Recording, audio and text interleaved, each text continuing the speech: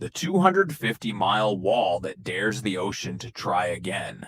Picture a wave taller than a five-story building, moving faster than a car on the highway, swallowing entire towns in under an hour. That's what happened on Japan's coast in March 2011. And what the country built afterward is one of the boldest engineering gambles on the planet. A concrete barrier so long it could stretch from New York City almost to Pittsburgh. So here's the question: can you actually build a wall big enough to stop the ocean? Japan's northeastern coast sits where four tectonic plates grind against each other, triggering more than 500 earthquakes a year.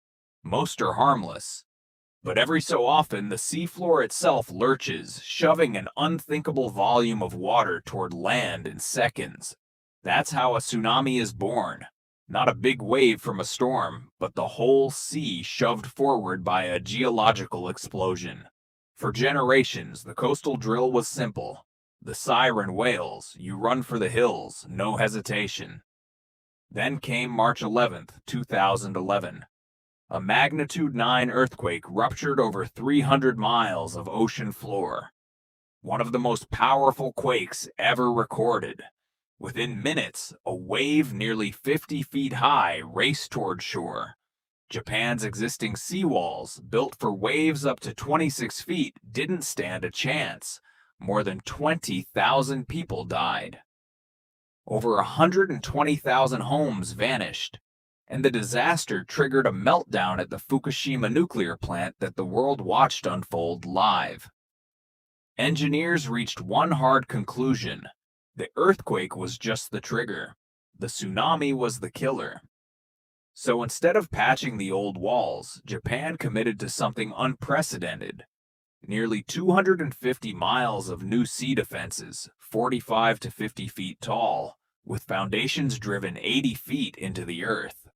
Price tag, north of $12 billion. The mission: the ocean can come back whenever it wants, but 2011 will never happen again. Before any concrete was poured, this project lived in a laboratory. Engineers recreated the 2011 tsunami in scaled-down wave tanks, smashing model wall after model wall until they found a design that could survive a worst-case wave. The final version, roughly 14 to 15 meters tall, anchored 20 to 25 meters underground, on a wide trapezoid base with a steel-reinforced core. It runs continuously through Aomori, Iwate, Miyagi, and Fukushima.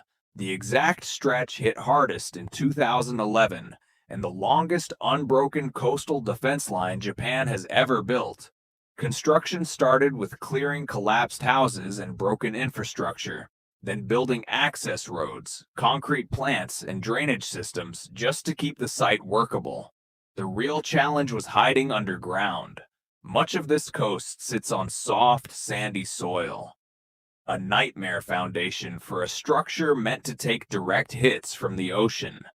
Engineers reinforced the ground with deep piles, crushed stone, and compacted sand before digging foundation pits more than 20 meters deep, pouring concrete bases layered with dense steel cages to keep the wall from tipping. The wall rose in stages: rebar skeletons, formwork, then concrete poured section by section, each block cured, inspected, and locked to the next. On the ocean side, stacked tetrapods shatter a wave's force before it reaches the wall. Some sections use stepped faces to knock down surge height. On the land side, drainage and compacted soil guard against flooding. And in many towns, the top doubles as a walkway or road, complete with railings and safety ladders. In busy ports like Iwaki, engineers built two kinds of tsunami gates. One drops from above, a steel panel that slams down the instant a warning sounds. The other rises from the seafloor, lying flat for ships to pass, then locking upward to seal the harbor when danger approaches. Both need steel that survives years of saltwater corrosion without failing at the one moment it matters. The finished numbers are staggering. Nearly 250 miles of continuous wall, over $12 billion spent, more than 30,000 engineers and workers on the ground, and thousands of machines running around the clock for 5 to 7 years. Simulations show the wall can cut tsunami force by 30 to 50%, and just as important, it buys extra minutes. Minutes that didn't exist in 2011. Minutes that could save tens of thousands of lives.